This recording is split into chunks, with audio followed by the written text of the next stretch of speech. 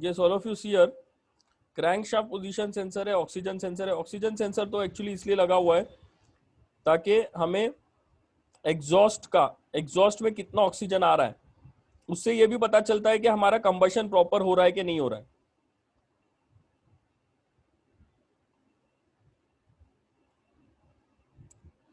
Yes yes, सी ये जो throttle position sensor है, ओके, ये थ्रॉटल पोजीशन सेंसर सबसे पहले क्या कर रहा है, हमारा एक्सेलरेटर पेडल कितना प्रेस्ड है।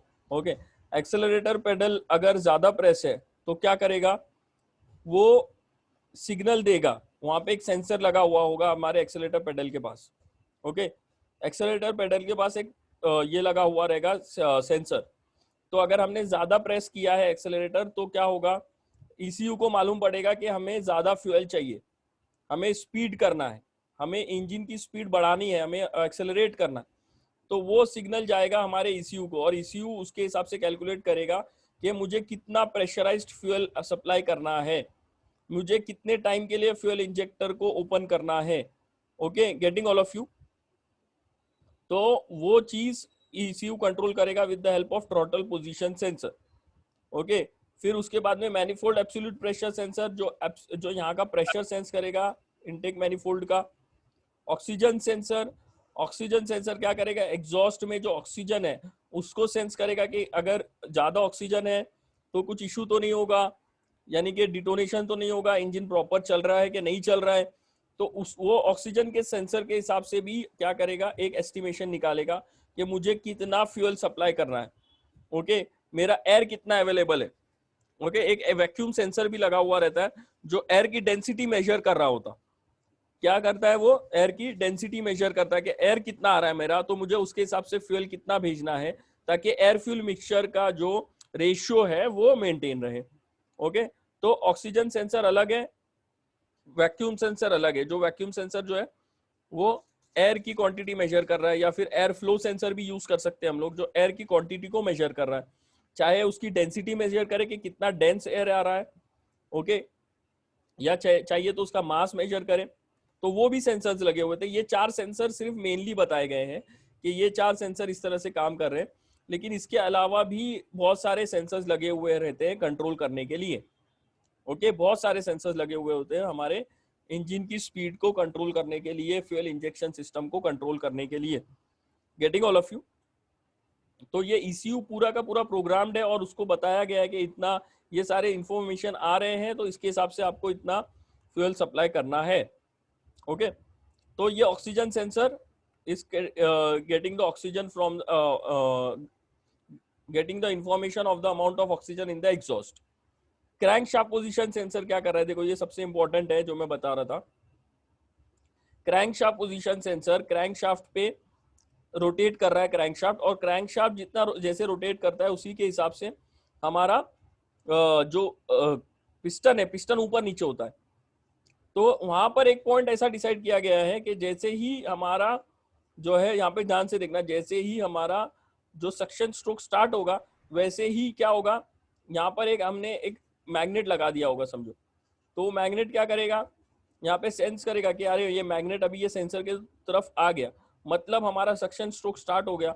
इसका सक्शन स्ट्रोक स्टार्ट हो गया तो वैसे ही ये सिग्नल देगा हमारे ईसीयू को, यानी कि कौन सा सक्शन स्ट्रोक, फर्स्ट सिलेंडर का सक्शन स्ट्रोक। ओके, उसके बाद में ये वाला पार्ट अगर यहाँ पे मैग्नेट लगाया है तो सेकंड वाला मैग्नेट अगर यहाँ पे आ गया ये सेंसर के पास, तो मतलब सेकेंड सिलेंडर का सक्शन स्ट्रोक चालू हो गया, मतलब अभी मुझे सेकेंड सिलेंडर को फ्यूल सप्लाई करना है। वैसे ही एक मैग्नेट अगर मैंने यहाँ पे लगा दिया ये पॉइंट पे, थर्ड सिलेंडर, तो ये जब घूम के ये सेंसर के पास आएगा तो मतलब उसको सिग्नल मिलेगा।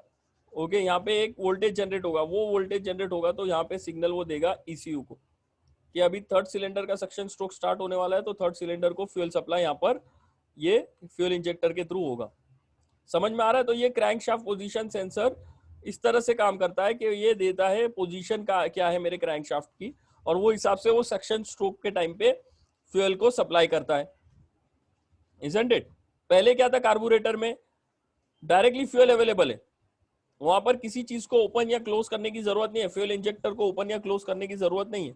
और एक चीज बहुत इंपॉर्टेंट है कि हर टाइम फ्यूल इंजेक्टर ओपन नहीं रहेगा वरना फ्यूल वेस्ट हो जाएगा। तो हमें टाइमिंग के हिसाब से उसको कंट्रोल करना है, इजंट इट? तो इसलिए हम लोग क्रैंकशाफ्ट पोजीशन सेंसर का इंफॉर्मेशन दे रहे हैं ईसीयू को, जो ईसीयू कंट्रोल करेगा कि कितने टाइम के लिए हमारा फ्यूल इंजेक्टर ओपन रहेगा और कब ओपन करेंगे उसको हम लोग। Okay, getting all of you? तो वो क्रैंकशाफ्ट पोजीशन सेंसर से हो रहा है, या फिर उसको कैमशाफ्ट पोजीशन सेंसर से भी कंट्रोल कर सकते थे हम लोग। ओके, जिस तरह से हमको चाहिए हम लोग उसको कंट्रोल कर सकते हैं। Getting all of you? Let us see ahead.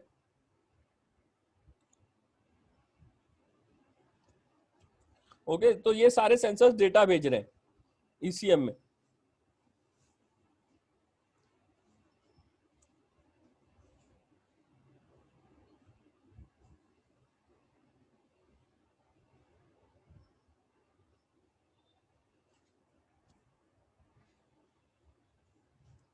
Yes, सी, अगर third magnet time crankshaft position sensor के पास आया तो थर्ड थर्ड वाले फ्यूल में फ्यूल इंजेक्टर में फ्यूल इंजेक्ट होगा, थर्ड वाले फ्यूल सिलेंडर में फ्यूल इंजेक्ट होगा अगर थर्ड वाला मैग्नेट आया समझो सेंसर के साथ। तो अब ये ईसीएम ऐसा नहीं है कि ओपन करके उसको छोड़ देगा, वो सिर्फ क्या करेगा, अभी मुझे फ्यूल इंजेक्ट करना है तो वो प्रोग्राम्ड रहेगा, प्रोग्राम रहेगा ईसीएम कि अभी मुझे इंजेक्ट करना है तो मुझे कितने टाइम के लिए इंजेक्ट करना है, वो पूरा कैलकुलेट कर रहा है। वो किससे कैलकुलेट कर रहा है? वो सारी इंफॉर्मेशन ले रहा है कि इंजन का प्रेशर कितना है, इंजन में कितना टेम्परेचर है, अभी थ्रॉटल पोजीशन सेंसर का सिग्नल क्या है, मैनिफोल्ड एब्सोल्यूट प्रेशर का इनपुट क्या है मेरे पास, ऑक्सीजन सेंसर का इनपुट क्या है। ओके, तो ये सारी चीजें वो से इंफॉर्मेशन लेगा और फिर डिसाइड करेगा कि मुझे कितने टाइम के लिए ओपन करना है मेरा fuel injector. Getting all of you? ऐसा नहीं है कि ये इसके पास आ गया ईसीएम ने सेंस कर लिया कि थर्ड वाले पोजीशन को, थर्ड वाले सिलेंडर को मुझे अभी फ्यूल सप्लाई करना है तो मैं उसको फ्यूल सप्लाई करता ही रहूंगा, ऐसा नहीं है। तो फिर तो फ्यूल वेस्ट हो जाएगा ना। तो वो सिर्फ ये कंट्रोल करेगा कि कितने टाइम के लिए हमें ओपन रखना है, कब ओपन करना है, कितने टाइम के लिए ओपन करना है, कितना प्रेशर हमें मेंटेन रखना है, वो सारी चीजें ईसीएम कंट्रोल करेगा। Okay, let's see now. Okay, see, कितने कम टाइम के लिए, ओके, कितने कम टाइम के लिए हमारा फ्यूल इंजेक्टर ओपन हो रहा है और फ्यूल को इंजेक्ट कर रहा है और वाल्व भी ओपन हो रहा है उसी टाइम पे वाल्व भी ओपन हो रहे हैं और हमारा air fuel mixture inside the combustion chamber जा रहा है। और दूसरी चीज ये है कि पंपिंग लॉसेस भी कम होंगे यहाँ पर as compared to carburettor. Pumping losses यानी हमारा एयर फ्यूल मिक्सचर इतना ज्यादा फोर्स से जो खींचना पड़ रहा था, एयर फ्यूल मिक्सचर जो इतना ज्यादा फोर्स से खींचना पड़ रहा था इनसाइड द कंबशन चेंबर, वो इतना ज्यादा फोर्स से हमें खींचना नहीं पड़ेगा। ओके, एयर फ्यूल मिक्सचर को यहाँ पे प्रेशराइज फ्यूल अवेलेबल है, तो इसलिए प्रेशराइज फ्यूल अवेलेबल है तो हम लोग प्रेशर से उसको ऑलरेडी भेज रहे हैं तो वो इजीली अंदर चला जाएगा। ओके,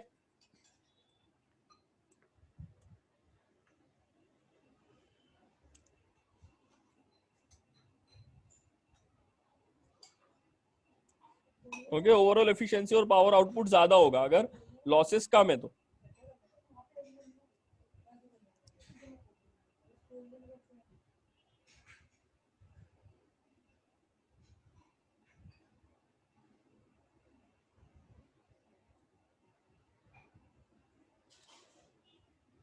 यस, यस स्टूडेंट्स, सी नाउ। अभी आपने वाल टाइमिंग डायग्राम तो पढ़ा है, वाल टाइमिंग डायग्राम में क्या क्या चीजें हो रही थी, इजंट इट? कि वाल्व में थोड़ा सा उसको जल्दी ओपन करना है, थोड़ा सा लेट ओपन करना है, वो सारी चीजें यहाँ पे एलिमिनेट हो गई। अब वाल्व टाइमिंग डायग्राम की जो चीजें हैं वो सारी चीजें एलिमिनेट हो गई अब, कि इतने पहले वाल्व को ओपन करना है, इतने इतने बाद में वाल्व को ओपन करना है ताकि वो इजीली सक कर सके। वो सारी चीजें अब यहाँ पर अप्लाई नहीं होगी, multi point fuel injection system का कैलकुलेशन अलग होगा। Okay, getting all of you? क्योंकि यहाँ पे प्रेशराइज्ड फ्यूल अवेलेबल है। ओके, चाहिए तो जाके रिवाइज करो थोड़ा सा वाल टाइमिंग डायग्राम। ओके, तो वो सारी चीजें यहाँ पे कहीं ना कहीं चेंज हो जाएगी। Okay, now see another system हम लोग देखते हैं।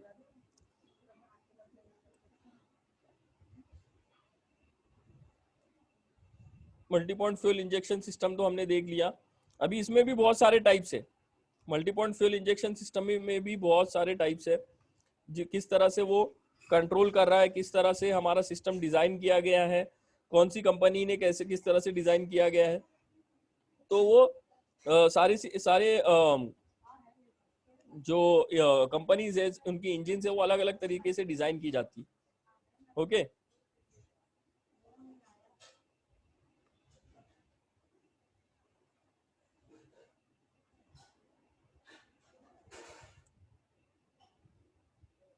Yes yes, see we will see the gasoline direct injection system now. आज वीडियोस में बता ही देता हूँ सब एक साथ। Okay, gasoline direct injection system क्या है? गैसोलीन डायरेक्ट इंजेक्शन सिस्टम में अब फ्यूल डायरेक्टली इंजेक्ट होगा इनसाइड द कंबशन चेंबर। ध्यान से सुनो all of you. Multi point fuel injection system में क्या था? Multi point fuel injection system में आपके जो इनटेक मैनिफोल्ड था, यानी कि वाल्व वाल्व के पहले ही हमने इंजेक्टर लगा दिया था और एयर फ्यूल मिक्सचर मिक्स हो रहा था इनसाइड द पाइप। जो पाइप था या फिर जो बोलेंगे जो पोर्ट बोलते हैं, पोर्ट, उसको पोर्ट, ओके, वो पोर्ट में मिक्स हो रहा था। Isn't it? मैं डायग्राम के थ्रू बताता हूं। ओके, इसको पोर्ट बोलते हैं। वो पोर्ट में मिक्स हो रहा है, वो एयर फ्यूल मिक्सचर पोर्ट में मिक्स हो रहा है। लेकिन यहां पर देखो, ओके, ये जो पार्ट है, ओके, इसको हम क्या बोलते हैं? पोर्ट। इसके लिए इसको multi point fuel injection system भी बोलते हैं या मल्टी पोर्ट। तो ये जो पोर्ट है, यहां पर फ्यूल इंजेक्ट हो रहा है। ये कंबशन चेंबर में इंजेक्ट नहीं हो रहा है। कहां नहीं हो रहा है? कंबशन चेंबर में इंजेक्ट नहीं हो रहा है। ये यहाँ पर इंजेक्ट हो रहा है, फिर वो एयर फ्यूल मिक्सचर मिक्स हो रहा है उसके साथ में, और फिर ये एयर फ्यूल मिक्सचर ये वाल्व के थ्रू ही आ रहा है inside the combustion chamber. Isn't it? तो ये multi point fuel injection system था। अब जीडीआई आ गया है, जो कि सारे के सारे V6 V8 इंजन में गैसोलीन डायरेक्ट इंजेक्शन सिस्टम ही यूज होता है। अगर कोई सस्ती गाड़ी है तो वहां पर multi point fuel injection system होगा। ध्यान से सुनना। ओके, आपकी नॉर्मल वैगनार है, सुजुकी है, ओके, हुंडई है, वहां पर multi point fuel injection systems use हो रहे हैं।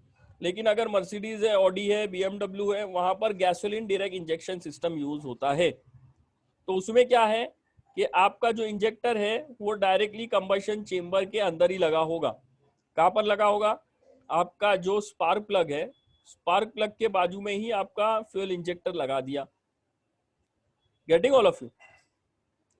तो एकदम राइट अमाउंट ऑफ टाइम पे अगर आपको फ्यूल चाहिए तो गैसोलीन डायरेक्ट इंजेक्शन सिस्टम से मिलेगा। आप ही बताओ, अगर multi point fuel injection system में ये थोड़ा दूर है, पेट्रोल का इंजेक्शन जो है वो दूर है, इतना प्रेशर से हम लोग इनटेक मैनिफोल्ड में प्रेशर से हम लोग फ्यूल इंजेक्ट कर रहे हैं, और फिर उसके बाद में इंजन में आते आते उसका प्रेशर तो कम हो जाएगा ना, एकदम राइट अमाउंट पे नहीं अवेलेबल रहेगा। लेकिन गैसोलीन डायरेक्ट इंजेक्शन सिस्टम में डायरेक्टली कैसे हो रहा है ये कि आपका जो डीजल इंजन है, डीजल इंजन में ही हमने सुना था कि वहां पर फ्यूल इंजेक्टर यूज होता है in place of spark plug. क्या होता है? इंजेक्टर यूज होता है। लेकिन अभी मॉडर्न कार्स में पेट्रोल इंजन में भी इंजेक्टर यूज हो रहा है। Getting all of you? Petrol engine में भी इंजेक्टर यूज हो रहा है।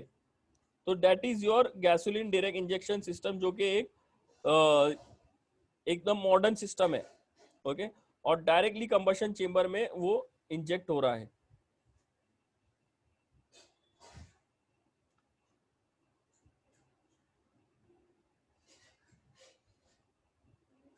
Yes, late us see that.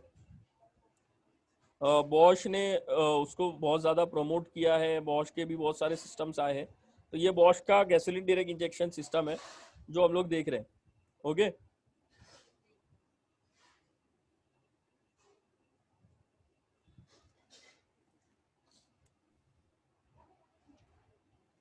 Okay,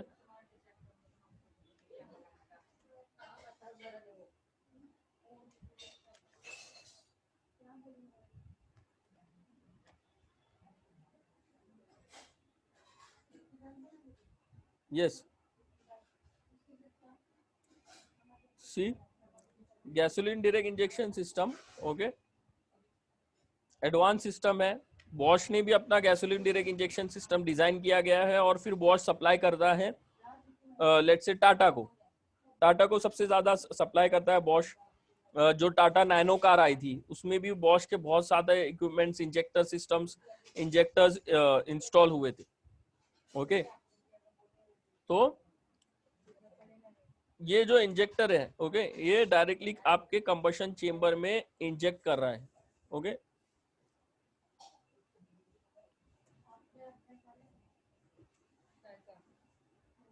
तो अभी आज के तारीख में 1/4 ऑफ द कार्स, जितनी भी गाड़ियां हैं, जितनी भी कार्स हैं, ओके, नॉर्मल पैसेंजर कार्स, उसके 1/4 25% of the cars are equipped with gasoline direct injection system, okay. कुछ जगह पे multi point fuel injection system use हो रहा है और एकदम पुरानी गाड़ियां है, ट्रक व्रक जो यूज होती है वहां पर कार्बोरेटर भी यूज हो रहा होगा, ओके। जो पुरानी गाड़ियां है वहां पर कार्बोरेटर भी यूज हो रहा होगा। तो अभी इतना रेवोल्यूशन आ गया है कि gasoline direct injection system 25% of the cars में यूज हो रहा है, okay.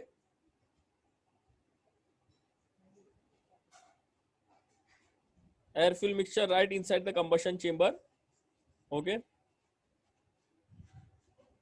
improves the efficiency, torque is increased, emissions कम हो जाएंगे, ओके, प्रॉपर तरीके से इंजन वर्क करेगा।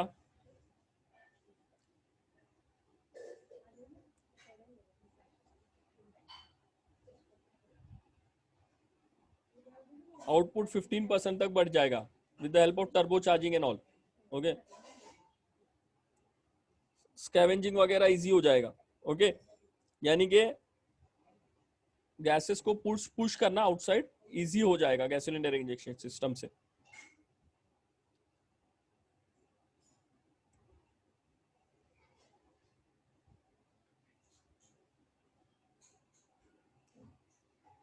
ओके, बॉश का बता रहा है वो फ्यूल प्रेशर सेंसर है, फ्यूल टैंक है, okay. Fuel necessary amount of fuel available होता है और वो सप्लाई होता है डायरेक्टली। ये इस तरह से फ्यूल डिस्ट्रीब्यूट होता है, okay, to each and every cylinder.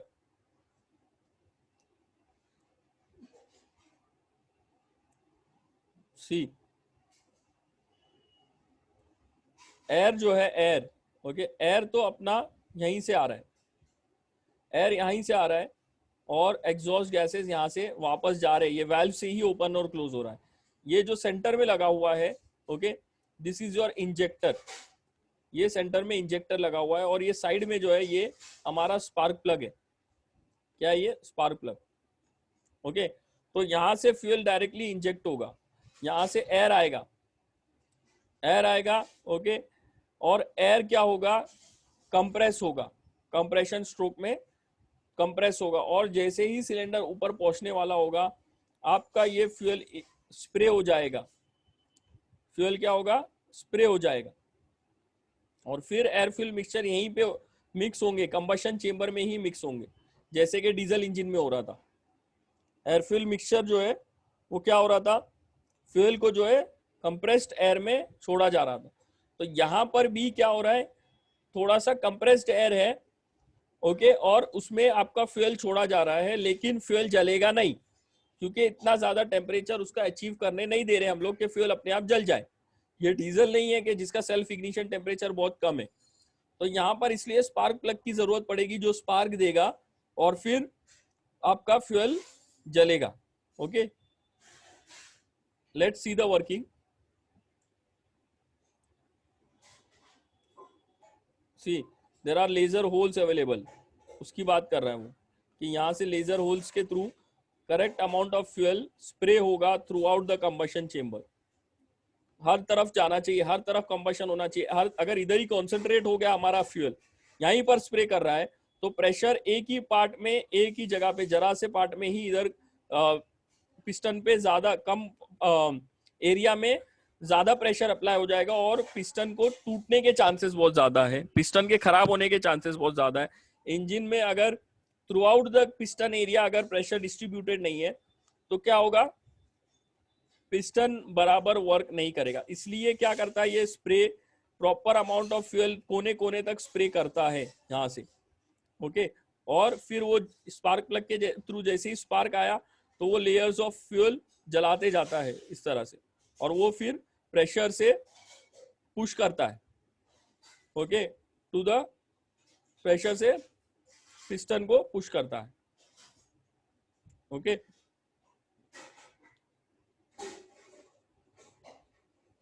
See this is the suction, compression, expansion and combustion, okay.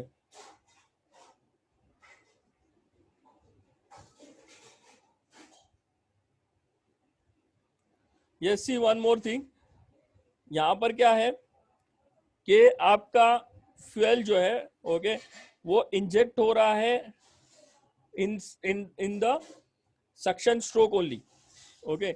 Suction stroke में ही उसको इंजेक्ट कर रहा है टू अवॉइड डिटोनेशन। डिटोनेशन वगैरह बहुत ज्यादा हो सकता है gasoline direct injection system. Detonation के बारे में हम लोग बाद में पढ़ेंगे, ओके। तो हमें डिजाइन करना पड़ेगा हमारा इंजन इस तरह से कि हमारे दूसरे फैक्टर्स भी इफेक्ट ना हो, ओके। हमें देखना पड़ेगा कि हमारा फ्यूल कहाँ पर किस टाइम पे इंजेक्ट हो, ओके। क्या हमें उसको सक्शन स्ट्रोक के टाइम पे ही, यानी जब ये हमारा एयर आया उसके बाद में सक्शन स्ट्रोक स्टार्ट हो गया, सक्शन स्ट्रोक के टाइम पे air inside the combustion chamber आ रहा है, तो वो एयर, ओके, वो एयर जब कंप्रेस हो रहा है उसके वो टाइम पे ही हमारा फ्यूल ज्यादातर इंजेक्ट होता है, ओके, ताकि right amount of fuel right time पे अवेलेबल हो। उसके बाद में वो एयर फ्यूल मिक्सचर थोड़ा सा कंप्रेस होता है। तो यहाँ पर फैक्टर्स डिटोनेशन और नॉकिंग के भी आते हैं, यानी कि डिटोनेशन और नॉकिंग क्या होता है कि पहले ही फ्यूल जल जाए। अगर पहले ही फ्यूल जल जाएगा तो वो एक ड्रॉबैक है इंजन के लिए। सही टाइम पे ही जलना चाहिए फ्यूल, जो है सही टाइम पे जलना चाहिए। कब जलना चाहिए? जब हमारा पिस्टन टॉप डेड सेंटर को पहुंचने वाला हो। तो वो भी हमें कैलकुलेशन करके डिसाइड करना पड़ेगा कि हमने हमारा इंजन किस तरह से डिजाइन किया गया है और हमें कब हमारा फ्यूल इंजेक्ट करना है inside the combustion chamber, okay.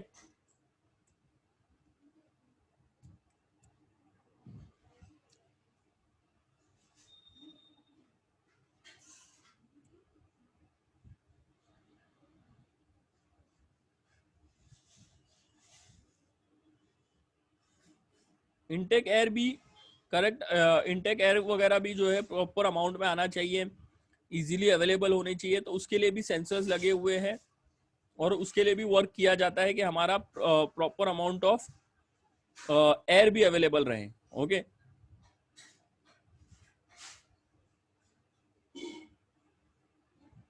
Okay, flow sensors भी अवेलेबल है, एयर प्रेशर भी मेजर हो रहा है, ओके।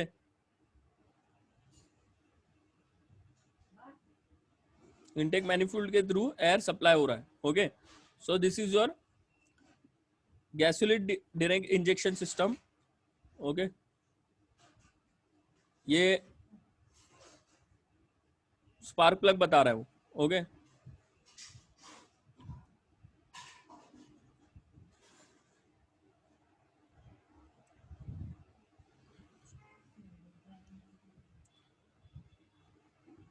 ओके, ये टर्बो चार्जर भी लगा हुआ है।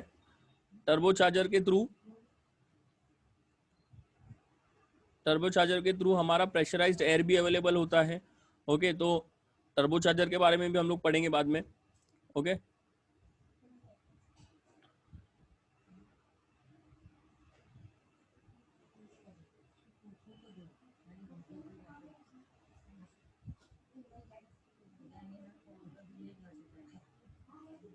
ये सारी चीजें वो अपने ये बता रहा है कि किस तरह से परफॉर्मेंस अपग्रेड हो रहा है with the help of turbo charger, with the help of gasoline direct injection systems, okay. ये सारे, ये टर्बो चार्जर है, ओके। ये सारी चीजें भी हम लोग पढ़ेंगे बाद में, ओके। ये सारी चीजें बॉश का थोड़ा सा एडवर्टीजमेंट किया है उसने।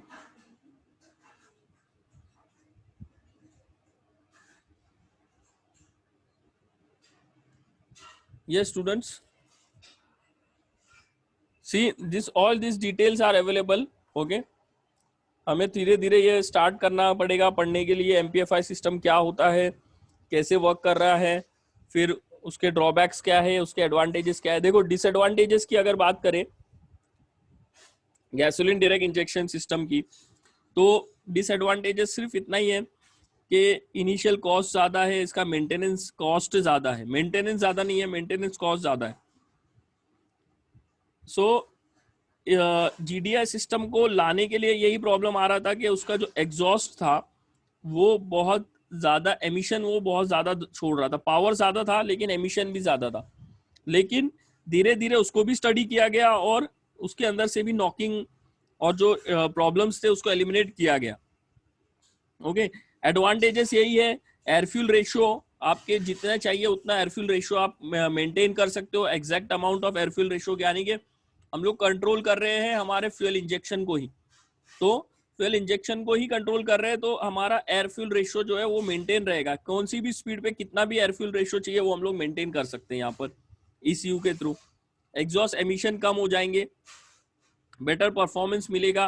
कोल्ड स्टार्टिंग है, लो लोड है, तो वो सारी चीजें जो हमने देखी कार्बोरेटर में कि कोल्ड स्टार्टिंग के लिए हमें क्या करना पड़ रहा है, अलग से एक अरेंजमेंट बनाना पड़ रहा है, ज्यादा फ्यूल सप्लाई करना पड़ रहा है इंजन को स्टार्ट करने के लिए.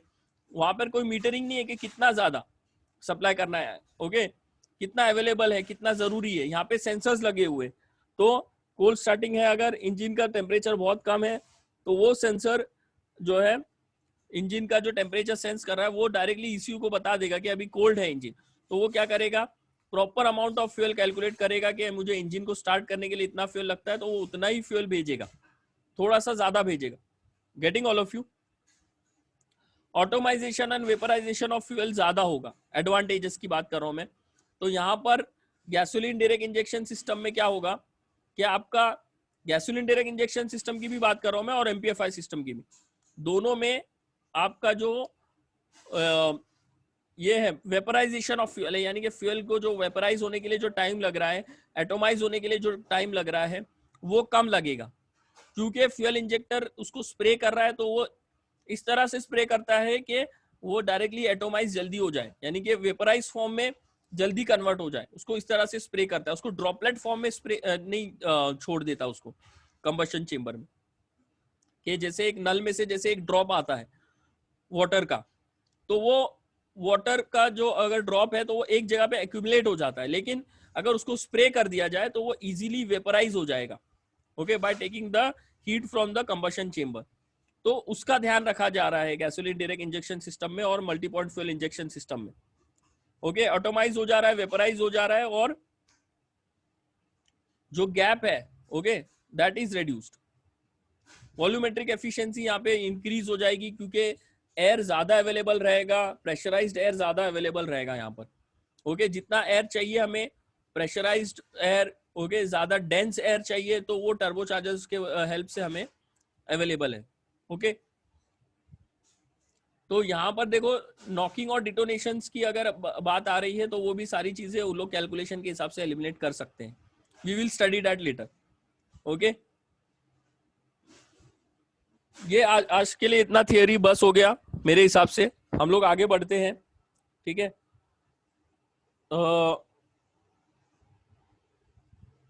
हम लोग आज वो देख लेते हैं, हमारा जो दूसरा सिस्टम बाकी है,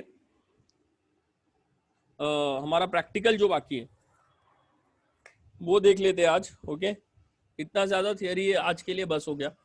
we will study the different detonation, knocking and all, okay, in the next lecture tomorrow.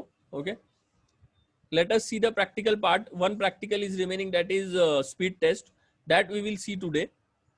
Okay, ठीक है. देखो ये वीडियो वगैरह की बात तो क्या है, सब मैंने शेयर कर दिया है सौरभ, सब कुछ शेयर कर दिया है. ये तो यूट्यूब पे खाली डालो तुम लोग Bosch gasoline direct injection system, easily available रहेगा.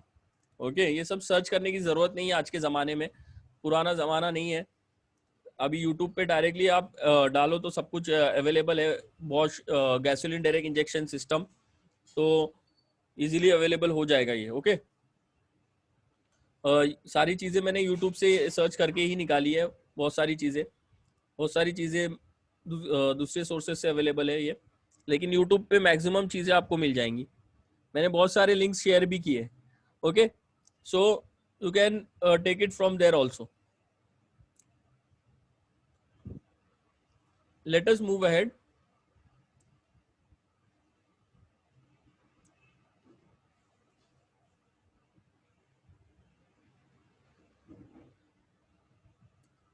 हाँ हाँ, कंपनी कॉपी कर सकती है। देखो यहाँ पे क्वेश्चन आया है कि इतना क्लियर वीडियो डाला है बॉश ने, तो कोई दूसरी कंपनी कॉपी कर सकती है, ये पूछ रहे हैं। कंपनी, दूसरी कंपनी कॉपी कर सकती है। कॉपी करना कोई भी चीज़ को इतना आसान नहीं होता। ओके स्टूडेंट्स, कॉपी करना इतना आसान नहीं होता कोई भी सिस्टम को।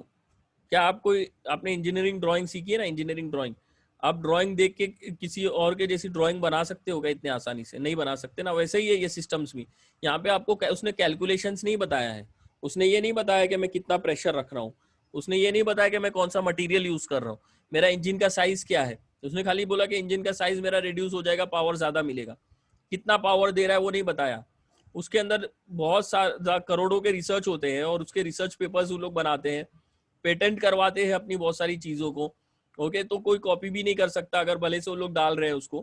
पेटेंट एक बार कर दिया, उसके बाद में अपना थोड़ा सा वो लोग एडवर्टीजमेंट कर रहे हैं, तो कोई उसको कॉपी भी नहीं कर सकता। कोई प्रोडक्ट अगर मार्केट में आ रहा है और उसको देख के हम लोग कॉपी करना कोशिश करें, कॉपी कर भी ले, तो क्या होगा, पेटेंट ऑफिसर आ जाएगा, अरेस्ट करके लेके जाएगा, इजंट इट, कि आपने कैसे कॉपी किया ये चीज को, ये पेटेंटेड है, आप उसकी जैसी दूसरी चीज नहीं बना सकते। आपको जिसने पेटेंट करवाया है उससे परमिशन लेनी होगी, उसको पैसा पे करना होगा, उसके बाद में आप बना सकते हो। ये भी एक फैक्टर है। दूसरी चीज ये भी है कि कॉपी करना कोई भी चीज को इतना आसान नहीं होता।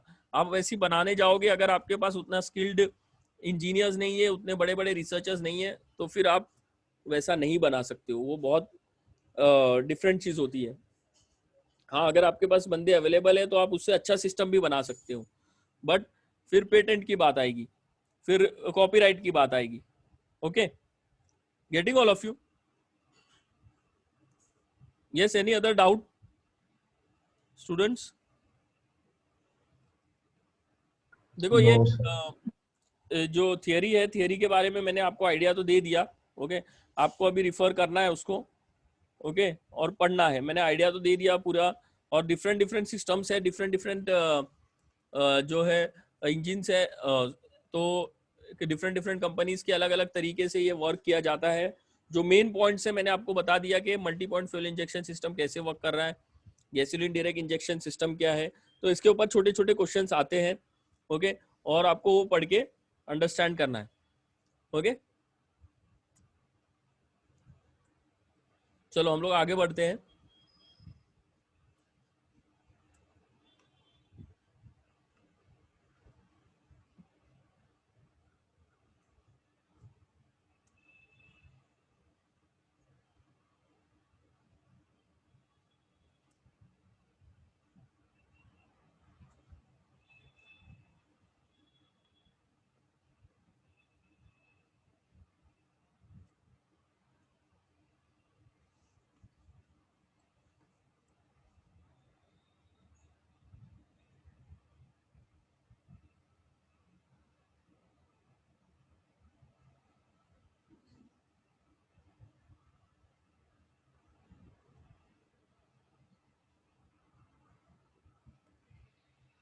Yes, just a second, I'm opening the file.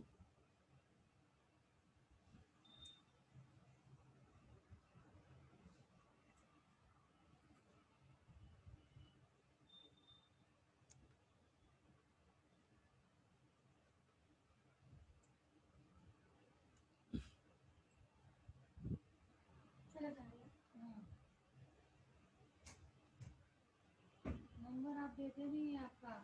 नहीं, मेरा फोन ही बंद है तब से। हाँ, चालू ही नहीं हो रहा है वो, लॉकडाउन से फोन ही बंद है। यस कभी कल आप जाओगे ना स्टूडेंट्स, कोलकाता दिलाने का है। Speed test. Okay, speed test हम लोग जो हमारा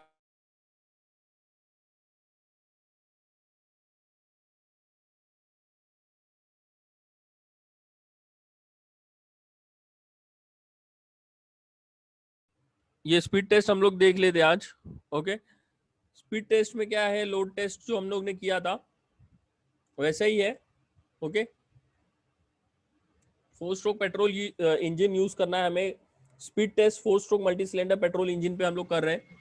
ओके, यहाँ पे अपैरेटस यही है, मेजरिंग डिवाइस यूज होगा।